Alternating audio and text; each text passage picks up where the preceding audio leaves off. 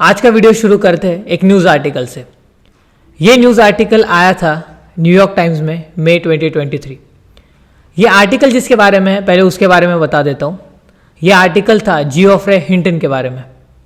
Mister Hinton Google में एक बहुत रिस्पेक्टेड पर्सन है और खुद एक AI एक्सपर्ट है। इस इंटरव्यू की दो खास बातें थी। एक, मिस्टर हिंटन ने ये इंटरव्यू देने के लिए खुद अपनी जॉब गूगल से रिज़ाइन की थी, और दूसरी, उन्होंने अपने इंटरव्यू के दौरान एक स्टेटमेंट दिया जिससे उन्होंने हमें फ्यूचर में आने वाले एक खतरे का अंदेशा पहले ही दे दिया था। उनका ये स्टेटमेंट था that he regrets his work, और वो स्टेटमेंट था आने वाली AI टेक्नोलॉजी के बारे में। ओके, तो आपने चेस तो खेला ही होगा सबने। चेस के कुछ रूल्स होते हैं, रेगुलेशंस होते हैं कि कौन सा प्लेयर कैसे मूव करेगा, गेम प्ले कैसे आगे बढ़ेगा और कैसे सामने वाले को हराना होता है। तो साइंटिस्ट ने एक AI रोबोट डेवलप किया था जिसका नाम था अल्फागो। अल्फागो को सारी नॉलेज दी गई कि गेम प्ले कैसे होता है चेस का, कौन सा प्लेयर कैसे मूव करता है और किस तरीके से सामने वाले को हराया जाता है, टैक्टिक्स सारे। उसके बाद अल्फागो ने दुनिया के सारे वर्ल्ड क्लास प्लेयर्स को बारी बारी कंसिस्टेंसी के साथ हरा दिया था। सो इट्स गुड, क्योंकि AI बनाई उसी के लिए कि वो फास्ट सीखे और उसका डिसीजन मेकिंग ज़्यादा स्ट्रांग हो, जो कि था। लेकिन आफ्टर सम टाइम साइंटिस्ट ने AlphaZero एक एडवांस AI बनाया। अब दोनों में बहुत फर्क था। अल्फागो को सारी नॉलेज ऑलरेडी दी गई थी चेस के बारे में, लेकिन AlphaZero को बिल्कुल नहीं। AlphaZero को सिर्फ गेम प्ले दिखाया गया था वीडियो थ्रू कि चेस कैसे खेला जाता है। फिर भी उसने इतने वीडियोस देखे और उन वीडियोस को देखकर ही AlphaZero ने इतनी नॉलेज गेन कर ली, इतना चेस सीख लिया कि उसने अल्फागो को कंसिस्टेंटली हराया था बैक टू बैक टाइम्स।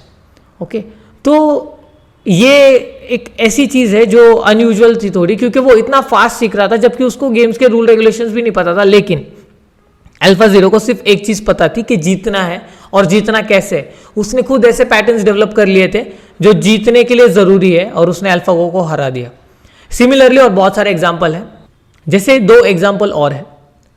बीना 48 करके एक रोबोट थी, आपको आराम से उसका वीडियो अवेलेबल इंटरनेट पे मिल जाएगा। तो बीना 48 को जब पूछा गया था कि वो ह्यूमंस को कंट्रोल करना चाहेगी या डिस्ट्रॉय करना चाहेगी, तो उसका एक स्टेटमेंट था दैट शी वाज लाइक कि अगर मुझे न्यूक्लियर वेपन्स का एक्सेस मिल जाता है या मैं उनको हैक कर पाती हूँ तो मैं डेफिनेटली पूरे ह्यूमन रेस पे कब्जा कर लूंगी। But of course, if I was able to hack in and take over cruise missiles with real-life nuclear warheads, then that would let me hold the world hostage so I could take over the governance of the entire world, which would be awesome. वैसे ही Sophia को तो हर कोई जानता है ना, सबसे smartest, और उनको सिटीजनशिप भी मिल चुका है US का। तो सोफिया को जब पूछा गया कि क्या वो सारी ह्यूमन रेस को किल करना चाहेगी या उन पे कब्जा करना चाहेगी, तो डेफिनेटली सोफिया ने बोला था अपने एक इंटरव्यू में कि हाँ, वो ह्यूमन रेस को किल करेगी अगर ज़रूरत पड़ी तो। Do you want to destroy humans? Please say no. Okay, I will destroy humans. ऐसा ही एक एंड्रॉयड था जिसका नाम था Android Philip K Dick. Philip K Dick का जब इंटरव्यू लिया गया था तो उन्होंने बोला था कि अगर कोई फ्यूचर में उनके अलावा कोई एक ऐसा AI आता है जो ह्यूमंस पे कब्जा करना चाहे या उन पे राज करना चाहे, तो फिलिप पूरे ह्यूमंस को अपनी बनाई हुई जू में कैद कर लेगा ताकि कोई उनको हार्म नहीं पहुंचा पाए। I'll keep you warm and safe in my people's zoo. तो ये जो AI है, इनका जो खुद का एक कॉन्शियस सिस्टम है या इनका एक खुद का डिसीजन मेकिंग है, ये थोड़ा अगेंस्ट जाता है ह्यूमंस के। हम लोगों ने इन सारे एग्जांपल्स में आप देख लो, ठीक है। लेकिन ये ऐसा क्यों है? इसका एक सबसे बड़ा एग्जाम्पल या रीज़न है, नॉट एग्जाम्पल, इसका एक सबसे बड़ा रीज़न ये है कि जितने भी सारे एंड्रॉयड्स है या जितने भी सारे AIs है, ये सब इंटरनेट से सारी इन्फॉर्मेशन डाउनलोड करते हैं और उसको सीखते हैं। आप, ये तो एक लॉजिकल चीज़ हुई। आप लोग बोलोगे कि हाँ यार, हम लोग भी तो इंटरनेट से इन्फॉर्मेशन डाउनलोड करते हैं, उसको देखते सीखते हैं। लेकिन फ़र्क है, AIs के पास पूरे के पूरे इंटरनेट का एक्सेस है। वो जो चाहे जहाँ से चाहे इन्फॉर्मेशन सर्च करके बहुत ज़्यादा जल्दी सीख सकते हैं। फॉर एग्जांपल, जैसे हम ह्यूमंस को PhD करने के लिए 25 से 30 साल लग जाते हैं अपने लाइफ टाइम में, लेकिन एक AI एक दिन में 10 बार PhD कर सकता है। उसका इतना स्पीड होता है ना, उसका क्लॉक स्पीड ही इतना है।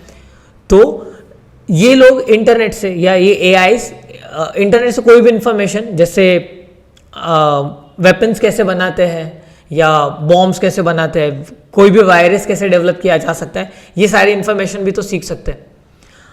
एपोकलिप्स एआई की वजह से होगा कि नहीं, इसके कुछ रीजंस जैसे मैंने या मेरी टीम ने सर्च किया। फॉर एग्जांपल आप ऐसा समझ लो कि ये जितने भी एआईज है, इन्होंने अगर मूवीज़ को स्टडी करना शुरू कर दिया, कुछ मूवीज़ बनी है जैसे टर्मिनेटर है या फिर आई रोबोट है या फिर अपनी इंडियन मूवी हो गई चिट्टी वाली रोबोट, ठीक है। अगर एआईज ने इन सारी मूवीज़ को स्टडी करना शुरू कर दिया तो क्या होगा?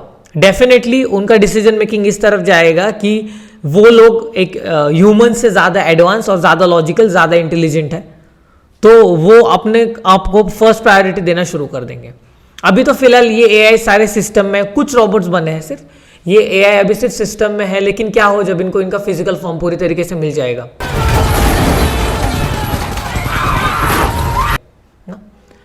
दैट टाइम ये हमें हार्म कर सकते हैं या एक ह्यूमंस के लिए खतरा बन सकता है। वैसे टेस्ला के ओनर, उन्होंने भी कहा था कि ये एक न्यूक्लियर वेपन से ज़्यादा खतरनाक है ह्यूमंस के लिए एआईज, ठीक है। तो आप लोगों के इस बारे में क्या रिव्यूज़ है, क्या कमेंट्स है, मुझे कमेंट सेक्शन में बताइए। तो मैं हूँ करण और ये थोड़ी इन्फॉर्मेशन थी एआई के बारे में मेरे साइड से, ठीक है। चैनल को फॉलो करना and see you in the next video guys, thank you.